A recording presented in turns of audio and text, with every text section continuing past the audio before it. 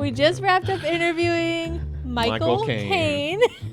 Great guest. Oh man, a fun game of Flip It In. Actually a blast. Michael Kane. He's great. He is so great. The guy's got such good stories. Funny. His energy is amazing. He has a TC story in this episode that was so funny.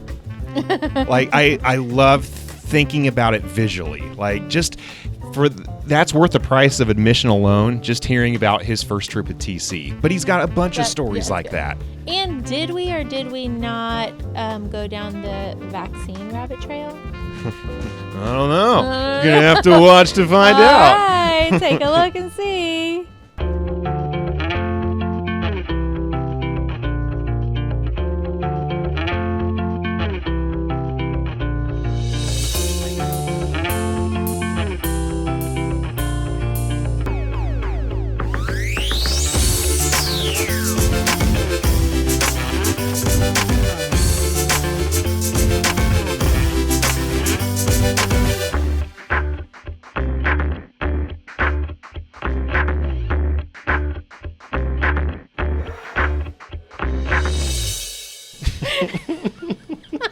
Oh, man. Mike, tell us about your family. It's going to be a long story, you know. I'm here for this. So where I would start, it starts with my wife, of course, Yeah. you know. And We so, love her. She's great. Yeah, been with my wife since 1985. That's when I was We still born. argue over that, you know, and both You of guys us. argue about Yeah, we do when- as to what year. We're always trying to count now. It's so long, but it's always funny. But no, I met my wife. You say 85. What does she say? 85, 86, somewhere, right? So long ago. When you started acting right, because that's what I say about Sean. He's like, it's been so long, and I'm like, when did you actually start acting right? That's when we'll count. When did you start acting right? Yes, I have to go back in the archives every so often to check it out and get the calculator out because it's been a long time. But no, I met my wife. We both went to the same high school together, which was pretty cool. interesting. She was a senior. I was a junior. She was a cheerleader. I was on the football team and all that cool stuff. Match made in heaven. Yeah, we were in the same classes together, and it was just crazy. So we just had a really cool history together. But we were just friends. Hi, goodbye. That was it. Yeah. And then I graduated high school in 1984. And that's where the time frame gets all thrown off. And Cool. So I went to a New Year's Eve party with one of my best friends and ran into my wife. And so that's where that started. So it was Okay. kind of neat. And then we've been together ever since. And I've been in the car business that long too. Wow. Yeah. So it's pretty cool. And then have 5 kids. I have a son, a daughter, and we had triplets and just a little bit of stuff along the way. You're like, yeah. we just 3, just one more. Yeah, it was crazy, but I look back, I don't regret it. It was That's just amazing. Yeah, And you have 1 or 2 grandkids now? 2 grandkids. Yep. Yeah. Yeah, and my oldest daughter is engaged. She'll be getting married next March, so it's pretty Wow. awesome. That's Yeah. exciting. Yeah, it's a lot of fun, and we were always hustling and working, trying to get ahead. Yeah. My wife, she had the hardest job, staying at home trying to raise kids, and especially when you're raising triplets, and just my the word. first few months of that time. What's the age difference between your middle child and the triplets? So Lindsay's 28, and the triplets are 24. Okay, Yeah. so Wow. so 3, 4 year Yeah, a old. little bit. Yeah, it was tough, and I still had the other 2, and trying to, Yeah. figure it all out. But it was always mayhem in our house, but And in Mike a was good way. like, sorry, I gotta go to work now. Yeah. We were always busy. Yeah. I'm not gonna hang out here. Yeah, it was a lot. Just some things like whether this is going to be my opinion or not. It was always difficult to go out to a family outing, right? Like if Yes. you said, hey, let's go to the mall. And so you would go there, and we'd have the triple long trailer stroller, 2 other kids, and then it was like people would look at you like a freak show, and they'd say the nastiest things like "better you than me," and you're like, Oh, okay. yeah. Somebody would walk up and go, are those twins? And after a while, you're like, no, they're triplets. Let me help you count them. 1, 2, 3. Just they would say the craziest thing, right? Wow. And so it was tough. Like so if you ask my opinion, sometimes things like that was probably difficult for me when somebody would just come up that blunt and say that to you. And but all in all, look, I wouldn't Let me ask you a regret question. anything there. What kind of vehicle did you guys drive? That's a great question. Wow. Okay, so things weren't so great back then, but we got by. I ended up. Were you in one of those station wagons where like the kids face backwards and frontwards? Well, it got really crazy. So thank God I was in the car business. I ended up going from like a Jeep to like a Cadillac Escalade. So my wife got the longest vehicle we can imagine. We had Yukons, crazy stuff. Oh, yeah. And but you had to get, at that time 3, baby seats in there, and then you still got the 2 other, and you're just trying to. So it's at trying to least figure a it out. Suburban. Oh yeah, it was always that, right? Yeah. Wow. Does she still drive something big like that? No, now she drives a small little car because my wife's tiny. She is so Yeah. tiny. Yeah. Yeah. Can I ask what the ultras? Do you remember what was that like? Were you guys together when you did the ultrasound? And you found out there were 3. Yeah. So I know the exact story. We were in Florida, and so I was. God, here's the other thing you may not know about me. So I actually owned a Daewoo store. You owned a Daewoo store? Yeah, so we opened up. I worked for Daewoo Corporate, and then we were able to get the franchise rights to Daewoo of Tampa. Oh, cool. So I opened that up, invested all my money into it, and at that time, my wife goes, "Hey, I'm pregnant." I'm like, "All right, I'm gonna be a car dealer anyway, right? Number Things are gonna be 3. good. Don't you worry about anything, right? We got this, right? And things are going good." And so along the way, my wife was going to the hospital quite a few times. She was dehydrating, and she's probably still mad at me. I was like giving her Rocky speeches. Come on, suck it up. You got to eat. Drink more water, right? Like just. As soon as she drinks the water, the baby suck it right out. Yeah, not knowing what I know now. So, so I would go to work, come home, and we'd go to the hospital. I'd stay around the clock, and then I'd say, "Hey, I'm going to go home. Somebody's going to come here and take you home." It was like the 3rd or 4th time. Wow. And so on the last time, I said to my wife, I said, "Hey, I got to get to work, and I'm going to go home, sleep for a few hours. Your mom's going to come pick you up."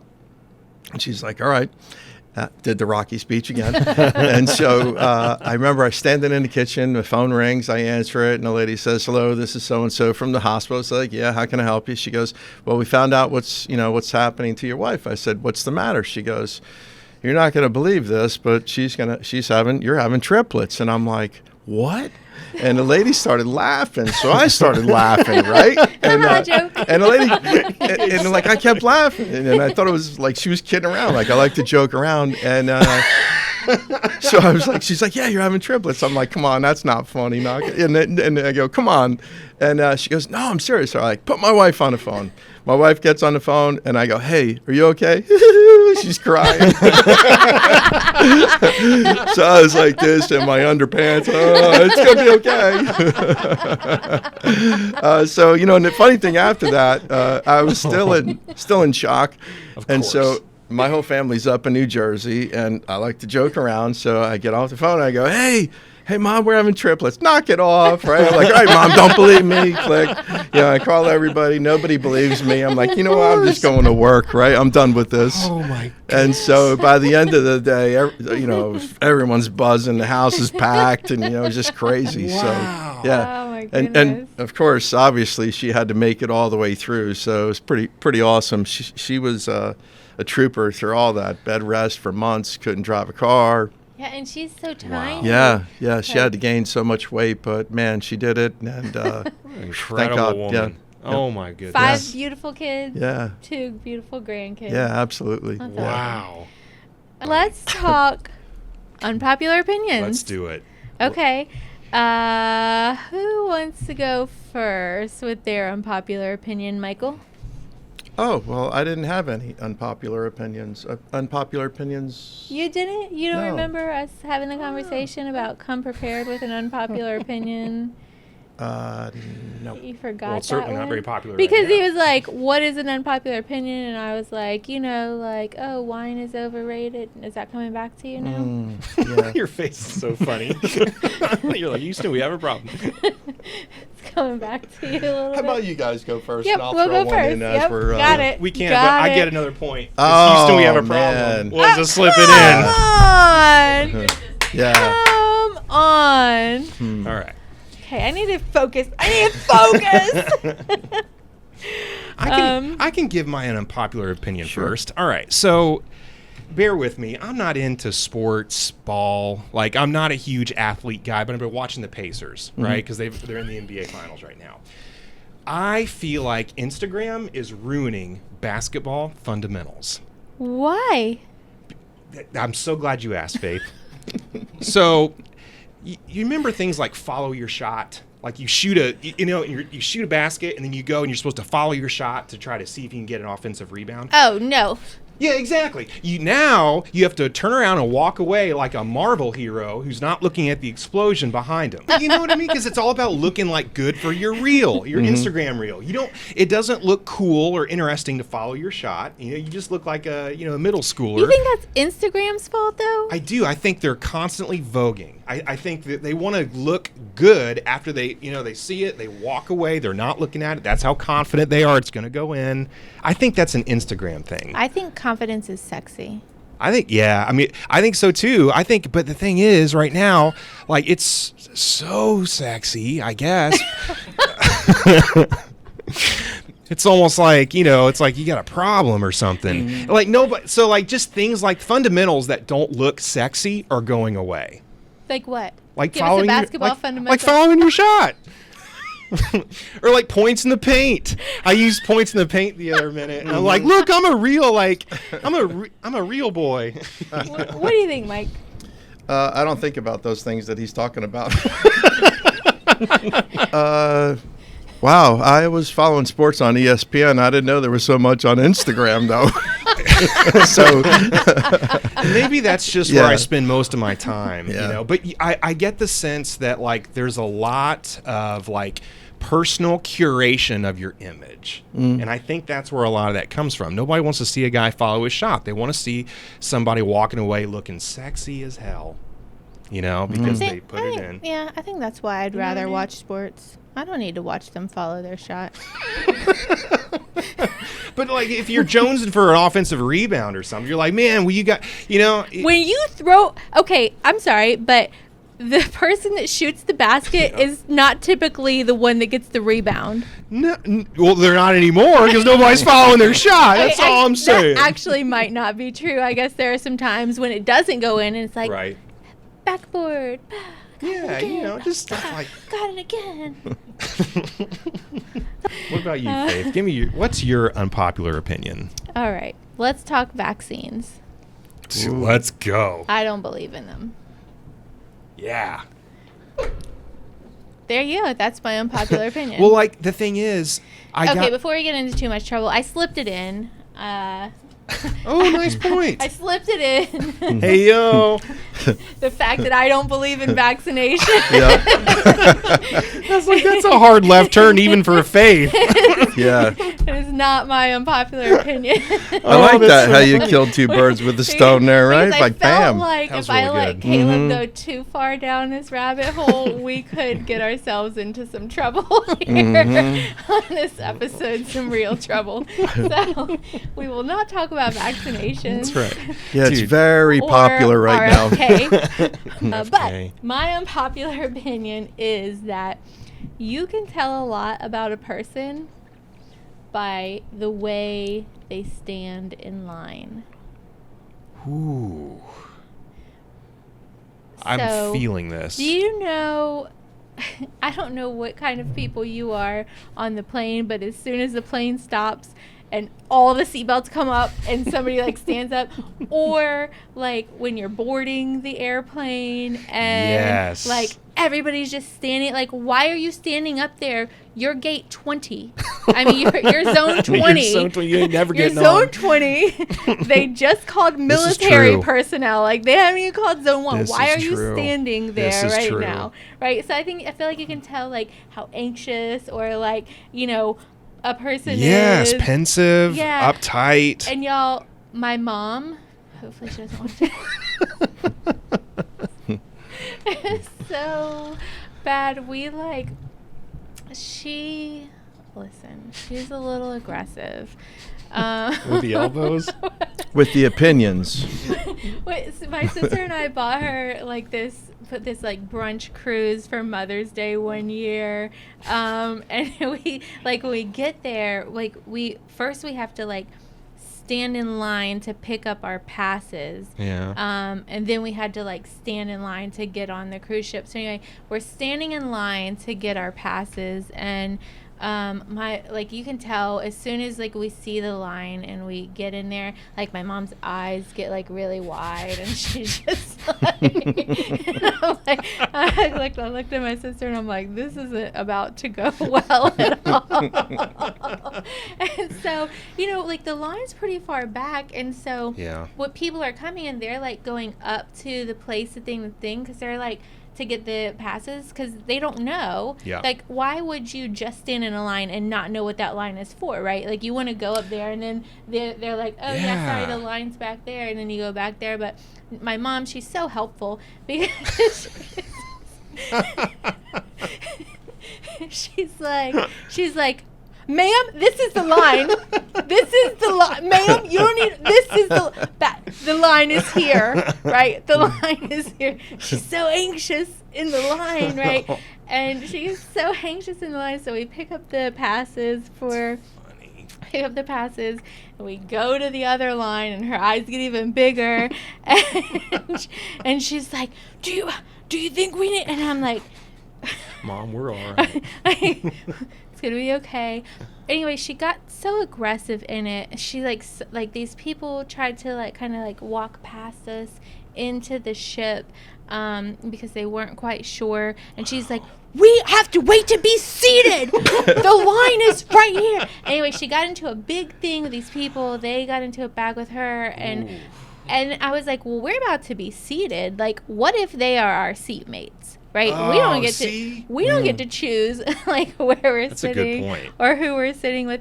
Anyway, my point stands that like I feel like you can really tell a lot about a person by the way they hold themselves and by their, you know, the way they stand in line. I think that the more she expounds on that, the more true I think it. Like, the more I'm persuaded by that. Yeah, I would assume your mom's definitely a process strict person there, Faith. So I'm sure you guys lined up for the bathroom when you were growing up, right? My parents were both in the Marine Corps. Oh, well, there you have it, right? Okay. But listen, there's plenty of lines in the Marine Corps, Sure. so maybe it was PTSD.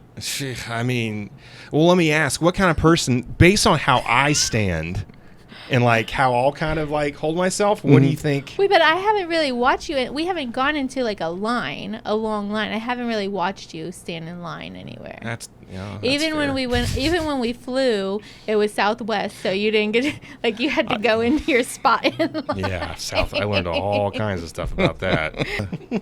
Okay, That's right. And when you're at the fair, those deep fried Twinkies. Have you tried them before? I love deep fried Twinkies. You do? Yeah, I've never had man. one. Would you stand in line? How long of a line would you stand in? I don't like standing in lines a long time. I'm very impatient. Same. What do you do? Put one of your kids? You got plenty of them. Yeah, I'd get all 5 standing in line. Like one at a time. Like you get to stand in line for 10 minutes and you put the other one in. Oh, I'd line them up all day long if I could. How do you guys feel like you're standing in line and somebody's like holding somebody's place in line, right? What if Mike had a kid holding his place in line and then his whole family of like 20 rolls? Well, I'd have a problem if your mom was in line, that's for sure. My mom would not be okay with Be on a gurney. Yeah. Oh, by the way, I slipped in deep fried Twinkie. Oh, man. I flipped in killing two birds with one stone when Faith threw out her comment. Wow. Okay, so the score is 2-1. Yeah. We're all on the board. All on the board. I'm getting a little cramped up. You guys mind if I do some calf raises while we have this conversation? I'm sorry. Calf raises. I love it, like strangely specific that is. You're awesome. I think one of the Well, that was good. Thank you for being awesome today. Cha-ching. I was going to say, one of the Monday learning emails that I put out before you took it over was Desker sizes. And they were like... Desker sizes. They were like different exercises that you could do at your desk. And as a matter of fact, check out Hudson Academy. There's a whole series of Desker sizes that you can do if you want to get your work in while you're sitting at your desk. Yeah. It's all worth I'm saying. squeezing your cheeks. And in. Oh my gosh. You know the Predator monster? Yeah. I do a great impression of that monster.